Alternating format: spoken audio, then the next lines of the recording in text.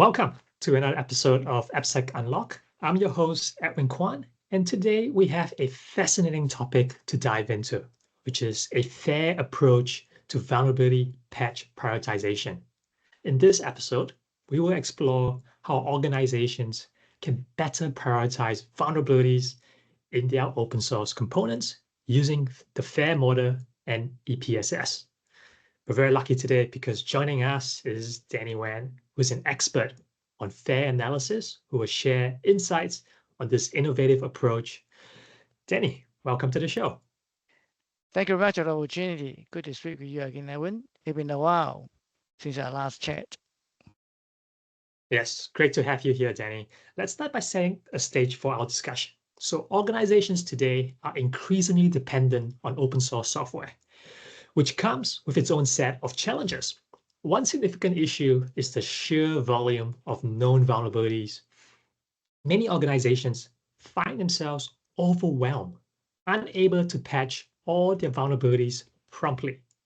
Traditionally, they have relied on system classifications like CVSS, which is the Common Vulnerability Scoring System, and they use those ratings to determine which vulnerabilities to patch first, working your way from critical down to high, medium, and then low. The CVSS standard for this scoring uses several metrics that approximately determines the ease and the impact of an exploit. However, it is found that this method has been inadequate. There's been studies done, and it shows that only about 5% of known vulnerabilities are actually exploited in the wild. Despite this, organizations continue to struggle with prioritizing because CVSS does not do this effectively, especially in predicting likelihood of exploitation. This inefficiency leads to wasted resources and an increased risk. Now that we've set the stage, Denny, who's an authority on the FAIR analysis, is going to help us understand how we can address this issue. So Denny, let's start with the basics. Can you explain what FAIR is and how it relates to vulnerability management? Yeah, Edwin, thank you for setting the scene and opportunity to speak with your audience. Now, FAIR, for those your audience who are not familiar with, it stands for Factor Analysis or Information Risk.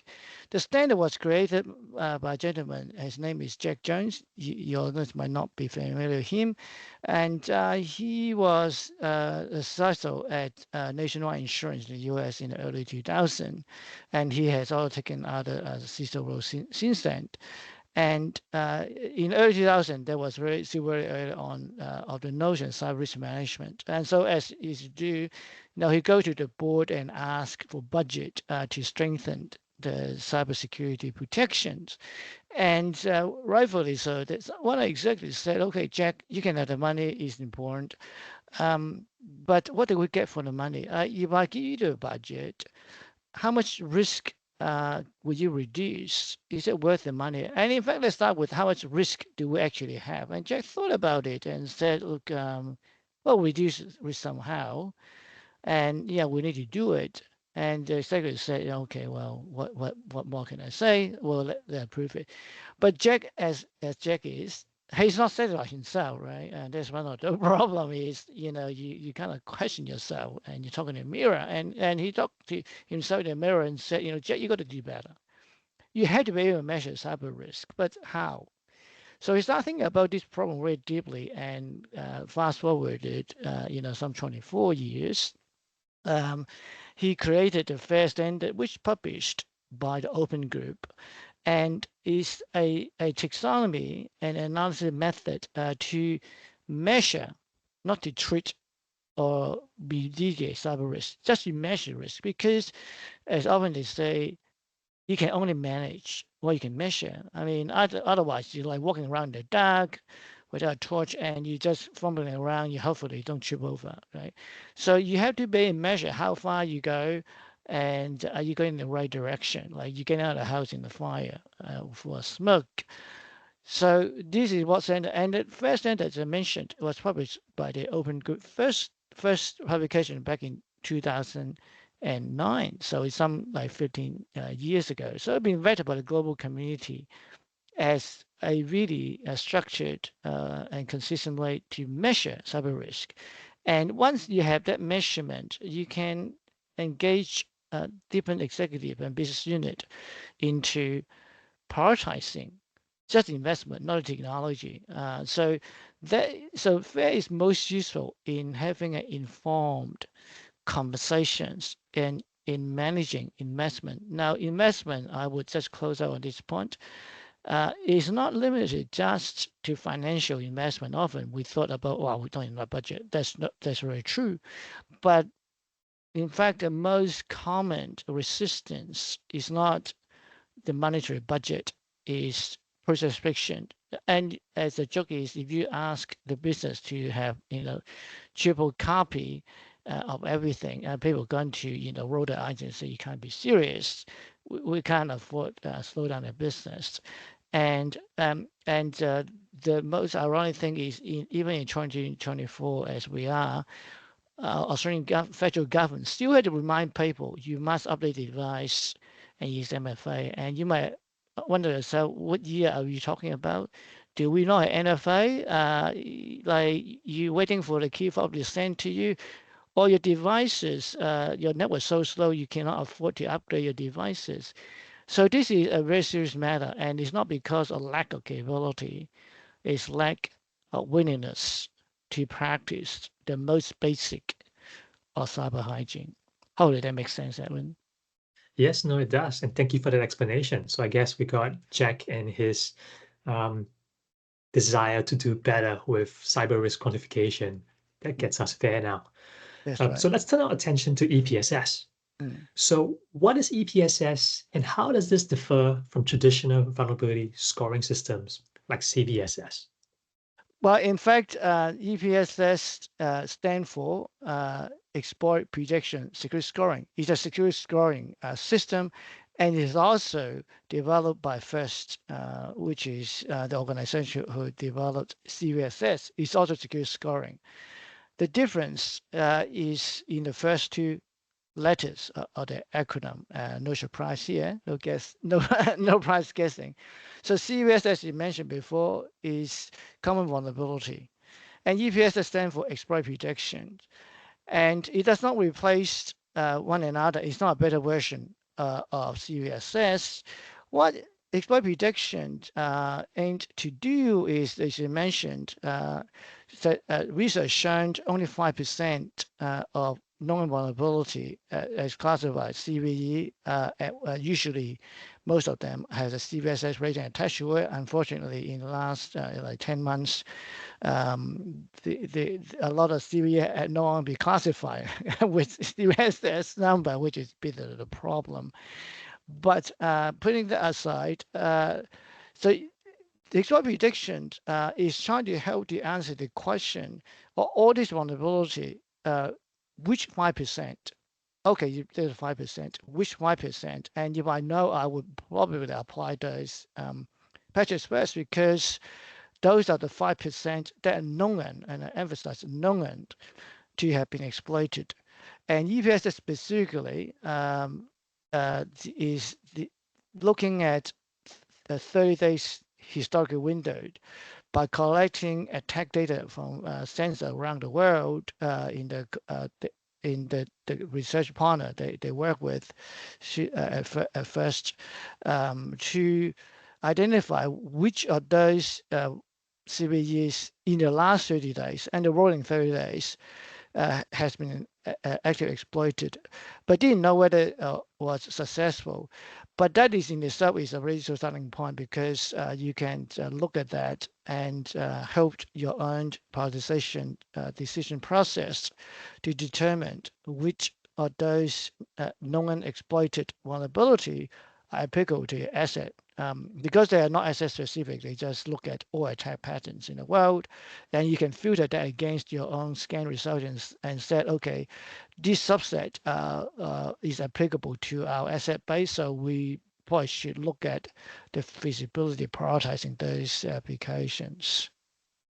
Okay, that's really interesting. So it gives you that 5% of vulnerabilities that are exploitable based on the sensor data from the last 30 days. Only 30 So, days. Yeah.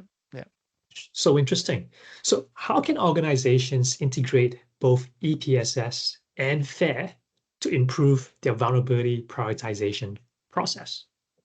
Okay, well, thanks for the question. So I'm concerned that this acronym can be confusing even to risk practitioner like a cyber expert like ourselves, and of course we had covered a little bit about FAIR and EPSS. Most are familiar with CVSS, but these are quite new terms. So maybe if I can, please tolerate me to use an analogy, and I would like to use a very common physical analogy of border protection. It's a hot topic, right? This year and government or persuasion in Australia, emphasis as emphasizing on being strong on the border. And of course, they're not talking about people flying from on planes.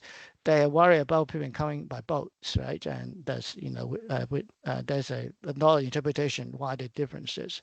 And you talk about the 5% vulnerability as based on research on CVSS, and which is underpinned the EPSS algorithm.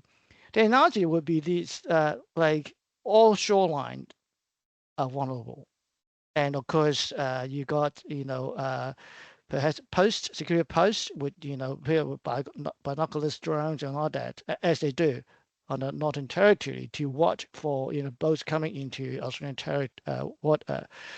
territorial water. And it makes sense, but it was somewhat silly if you were to say that apply the same level of protection. Done it whole body. It's like, come on, guys, you got better things to do, right? Yeah. And so you will really focus on, I would say, less than 1% of the Australian coastline with just a lot of protection, even with older horizon radar and all that technology to scan for potential boats coming into Australian territory water. The coverage is still very small along the coastline. I would say much less than 5%, but that's effective, right? They do pick up the those entry boats. And another component that you haven't mentioned just as yet, and a lot of your audience are probably very familiar if they want to be management space, is the MITRE TTP framework. That is not looking at vulnerability by attack path or queue chains, right?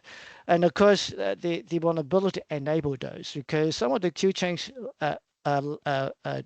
exploit vulnerabilities. But a lot of vulnerability as a very similar category as at least classified by MITRE TTP. And so you can look at that bunch of vulnerability and said, if this is a TPP we worry about, then we need to strengthen those regardless of the EPSS scoring or CVSS, right? So MITRE TTP give you a complete different view to operationalize your defense. So at this point, I want to expand my analogy of the border protection from petrol boats and security posts at Northern Territory. As you would know, that during World War II, the Japanese had sent a submarine not to Darwin as they did the bomb Darwin, but to Sydney. And they also, in fact, launched two midget submarines, one of which one was caught, the other actually got sunk and is still sitting at the bottom of Sydney Harbour somewhere. And so you could ask, why Sydney? Well, in fact, the better question to ask is, how did they catch them? Because if all the focus of defense was based in Darwin, which is they did got attacked by the Japanese through the air campaign, which is they did the right thing. They might not have invested in the ability to detect and caught those midget submarine. And of course, you can imagine if the midget submarine, take out a couple of boats in the Sydney Harbour, that would be create a hysteria across the country. Is this guy got us? Stay right in the center of our country and life at risk. So the Australian military, credit to them, has thought about the Sydney Harbour. Of course, we know the Southhead and Northhead with gun position, which were never used, never fired in anger. The major submarine was the only instant when the hostile action was detected and defended against. So this is equivalent of MITRE TPP. MITRE TPP is really the way cyber defender need to think about the attack path and focus resources in addition to, or in fact in parallel with, vulnerability prioritization. So those two go together. Hopefully that defense analogy make more sense is, and credit to the Australian Defense Department. They've done a good job and successfully defended Australia in World War II. Oh, that's a great analogy. So obviously, like the border is huge, Yeah. it's quite vulnerable, and obviously using something like a EPSS equivalent for border protection, they determine where to attack or where to defend. But then they also use the MITRE TTP, which we'll put some links on that in the show notes so that our listeners can jump into there for more information. So that sounds really promising. But I imagine, like all great frameworks, there are challenges in implementing this approach. Mm. What are some obstacles organizations might face, and how can they overcome them? Well, I think our own conversation demonstrated that the acronym, and I think unfortunately, we're in industry, we love our acronyms, right? CVSS, well, we might think is the a child's play, but it's not quite for our industry. And of course, we're showing the spending the work with FAIR and EPSS, and I think even caught your audience may somewhat surprised is what are these terms, and they will still might be scratching our head. So I think the communication, and that's why I use the border protection analogy, is how to improve the communication and demystify all these high tech terms. And sure, they're very specific and complex, but the way you consume those insights doesn't have to be. So, and ultimately, no defense strategy is foolproof, and therefore you had to bring people on board. And the Australian Defense Department have done a good job bringing the community along and the government along, and give them confidence, give us as citizens confidence. Our defense is strong, and so we had to do the same thing in cyber technology, because no matter what prioritize, you can always get surprised. Yeah, surprise. And like Colony Partner is a great example. It's not there was 0 day. It was no 0 day. It was that we just didn't bother to do the basic hygiene and checking, unused account, and revoke them or protect them properly. So this is easier said than done. And that particular example is very telling, because it wasn't a technical challenge to protect an unused VPN account. But the most barrier is not in my backyard. Why should I spend my time to turn off the account? And someone else's problem, I didn't create an account. Well, someone have to. Well, whoever someone was no longer here, or they are here, they're not interested. So I think this is the biggest problem, and FAIR is really designed to address the communication gap. And you might recall when I mentioned early on, FAIR is to only designed to measure risk, so you know you're going the right way, and give confidence and maintain continued support from your stakeholder, your business. You say, great job, keep going, and no, it's nothing's perfect. And I mentioned, I emphasized that FAIR does not help your risk mitigation or analysis. And that's important because those standards are already there. So the major communication, particularly the business value of cyber defense, is what FAIR is for, and this is what I really help my community to practice. That's very insightful. And I guess we in the cyber business, like you say, don't do ourselves any service with all these acronyms that are confusing. And like you're saying, it always comes down to communication, awareness, and stakeholder buy-in. Mm. Um, Very insightful on that. So as we start to wrap up, I'm curious about the future. Do you see the field of vulnerability prioritization evolving in the coming years, especially in relation with using FAIR, EPSS, and the MITRE TTP? Yeah, thank you for that the question. And I would just acknowledge that this very conversation you are facilitating, I had privilege to be in this conversation with you, is part of the communication program. Our conversation doesn't help anyone to build defense, but help them to really better articulate, why they're doing what they're doing, particularly in terms of prioritization. So prioritization is interesting because you're not doing things differently. You change the order in which you do it, just the order. Now the order matters because as everything's go, you always run out of time, right? So what you don't prioritize, chances it would never get done, right? So the prioritization conversation is as important, more important than the vulnerability management activities you actually perform, like scheduling, patching, upgrade, re-architecting as your expertise in secure architecture. And the prioritization really draw focus and give confidence. Now, vulnerability occurs, the way we talk about it is software vulnerability. And of course, you have been recently draw attention to software supply chain, SBOM, that's a vulnerability conversation. These are known. And of course, in 2024, I commit no sin talk about using a word.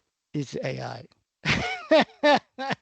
So vulnerability going to look very different going forward because AI will change the landscape. So with AI, of course, you no longer need to exploit technical vulnerability in the software. They're still there and you can exploit them. It's much easier to exploit logical flaw by tricking people, right?